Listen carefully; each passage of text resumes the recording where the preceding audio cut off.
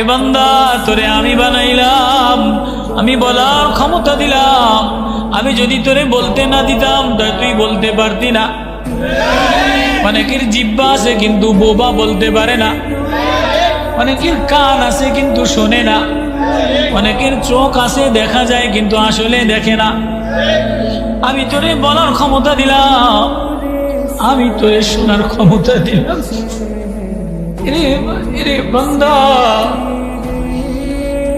এরে জওয়ান, আমি এজন্য তোর সিনাটা চওড়া বানাই নাই, এজন্য তোর বডি বাহুতে শক্তি দেই নাই, এজন্য তোরে যৌবন দেই নাই তুই আরেকজনের মিছিলে যে মারামারি করবি।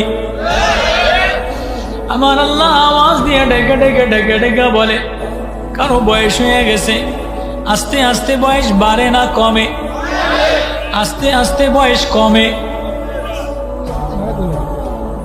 প্রতিদিন আমি ডাউনে যাই, প্রতিদিন আমি ডাউনে যাই, পিছের দিকে যাই। আমার শক্তি বাড়ে না, আমার শক্তি কমে, আমার আওয়াজ বাড়ে না, আমার শক্তি কমে যায়, আমার নজর বাড়ে না, আমার নজর কমে যায়। বরফের মতো বানাম, এটা গইলা যায়। আল্লাহ বলে এটা যেন না গলে, যেন দুনিয়ার নানান রকমের মেডিসিন বানায় দিলাম। শরীরের কোনো জায়গা যদি ছিদ্র হয়ে যায় তো মেডিসিন ভিতরে লাগায়, ঘাও যদি হয় তাহলে মলম লাগায়, ক্যালসিয়াম যদি ক্ষয় হয়ে যায় তো ক্যালসিয়ামের ইনজেকশন দেয়। ও বান্দা, আমি না তোর ভিতরে একটা দিল দিলাম, আত্মা দিলাম, রূহ দিলাম। এটা তুই গান্দা নোংরা নেতার পিছনে চলতে চলতে, নোংরা ভালোবাসার পিছনে চলতে চলতে, ধোকার প্রেমের পিছনে চলতে চলতে এটাও ময়লা হয়ে যায়, এটাও ছিদ্র হয়ে যায়, এটাও নষ্ট হয়ে যায়। এটা ঠিক বানানোর জন্য আমি আল্লাহ কোরআনে পাকের মলম দিলাম।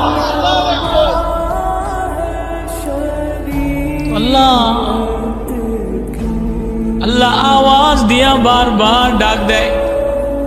যেমন আজকাল বড় বড় নেতারা, হোমরা সোমরারা, সব নেতারা তার দলের দিকে ডাক দেয়, মারামারি করার জন্য ডাক দেয়, কামড়াকামড়ি করার জন্য ডাক দেয়, সোরও আল্লাহকে ডাক দেয়। তোমার ডাক দিয়া মিছিলে নেয়, তুমি মিছিলে 100 জন ক্যাপ লইয়া যাও, এটা করো এটা করো। কয়দিন পরে একটু নেতা হয়, নেতা হইলে চোর হয়, চোর হওয়ার পরে লুচ্চা হয়, বদমাশ হয়।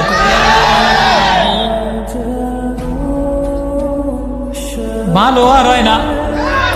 ভালো যদি হইতে হয় তাহলে কোনো দিলওয়ালা, আতরওয়ালা, কোনো কোরআনওয়ালার সাথে